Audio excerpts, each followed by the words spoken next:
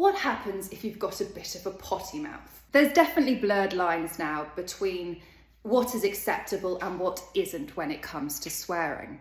Swearing is much more commonplace. Of course, it goes without saying, certain environments, swearing is totally unacceptable.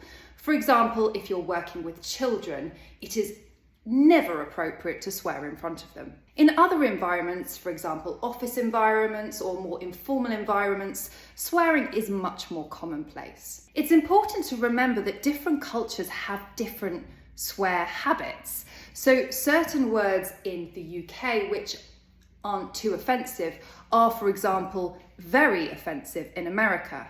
And one should be aware of this, particularly if you are traveling. Scientists have proven that swearing comes from the part of the brain which releases emotion.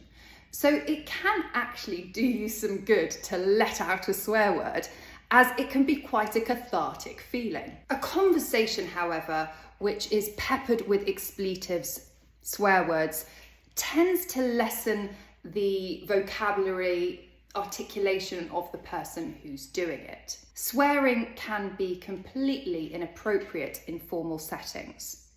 It really does depend on the company you're keeping. I've been at very formal dining situations where people swear a lot, whereas in other formal dining settings, because the guests are less familiar with each other, there is absolutely no swearing. And if someone was to swear, they would immediately apologise so as not to cause offence. If you find that you swear a lot in everyday conversations, try to find new words instead of the swear words, because all words are habits and people can judge you if you swear too much. So you want to be aware of your language and ultimately be in control of it. Be aware of your habits. Which words do you use often?